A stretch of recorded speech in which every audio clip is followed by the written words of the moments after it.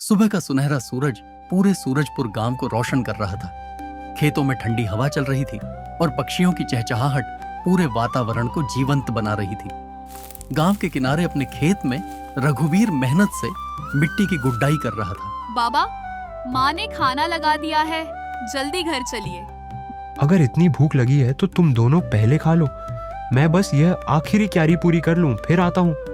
नहीं बाबा, आपके बिना खाना अच्छा नहीं लगता। हम हमेशा आपके साथ ही खाना खाएंगे। दोनों बेटियों की बात सुनकर रघुवीर मुस्कुरा दिया। उसने जल्दी जल्दी अपना काम खत्म किया और तीनों घर की ओर चल पड़े। रास्ते में एक विशाल पुराना जलाशय दिखाई दिया। उसके किनारे बड़े बड़े बरगद के पेड़ थे और पानी में सूरज की किरणें चमक रही थीं। बाबा, यह तालाब इतना बड़ा है, लेकिन इसका इस्तेमाल तो कोई नहीं करता। अगर इसे बेच दे तो बहुत सारे पैसे मिल जाएंगे। रघुवीर अचानक रुक गया। उसके चेहरे पर मुस्कान गायब हो गई। ऐसी बात दोबारा कभी मत कहना बेटा। ये तालाब सिर्फ मिट्टी और पानी नहीं है, ये तुम्हारे दादाजी की आखिरी निशानी है। क्या दादाजी ने इसे बनाया था? हाँ, अपने हाथों से। इतना कहकर रघुवीर कुछ पल के लिए खामोश हो गया। उसकी आंखों में पुरानी यादें तैरने लगीं। थोड़ी देर बाद पूरा परिवार घर पहुंचा।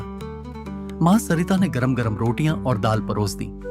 सब लोग साथ बैठकर खाना खाने लगे। बाबा, अब पूरी कहानी सुनाइए ना। पहले खाना खाओ, फिर कहानी सुनना। नहीं माँ, आज कहानी पहले। दोनों बेटियों की जिद देखकर रघुवीर मुस्कुरा पड़ा। ठीक है, सुनो। आज से करीब 30 साल पहले हमारे गांव में ऐसा सूखा पड़ा था कि खेत फट गए थे, कुएं सूख गए थे, लोगों के घरों में खाने तक के लाले पड़ गए थे। गांव वाले अपना सामान बांधकर दूसरे गांव जाने लगे, लेकिन तुम्हारे दादाजी ने गांव छोड़ने से इनकार कर दिया। फिर उन्होंने क्या किया? उन्होंने कहा, अगर प्रकृति हमें चुनौती दे रही है तो हमें उससे लड़ना सीखना होगा। अगले ही दिन उन्होंने फावड़ा उठाया और खेत के किनारे खुदाई शुरू कर दी। दिन निकलता, दादाजी मिट्टी खोदते। शाम होती, फिर भी मिट्टी खोदते। गांव वाले उनका मजाक उड़ाते। देखो, बूढ़ा पागल हो गया है। सूखी जमीन में गड्ढा खोदकर क्या मिलेगा? लेकिन दादाजी किसी की बात नहीं सुनते थे। एक दिन, 2 दिन, 1 महीना, 2 महीने, धीरे धीरे एक बहुत बड़ा गहरा गड्ढा तैयार हो गया। फिर बरसात का मौसम आया। पहाड़ों से पानी बहता हुआ सीधे उसी गड्ढे में भरने लगा। कुछ ही दिनों में वह गड्ढा एक विशाल और सुंदर जलाशय बन गया। अगले साल फिर बारिश कम हुई, लेकिन इस बार पूरे गांव के खेत उसी जलाशय के पानी से बच गए। तभी गांव वालों को अपनी गलती का एहसास हुआ। हमने इन्हें पागल समझा, लेकिन असली समझदार तो यही निकले।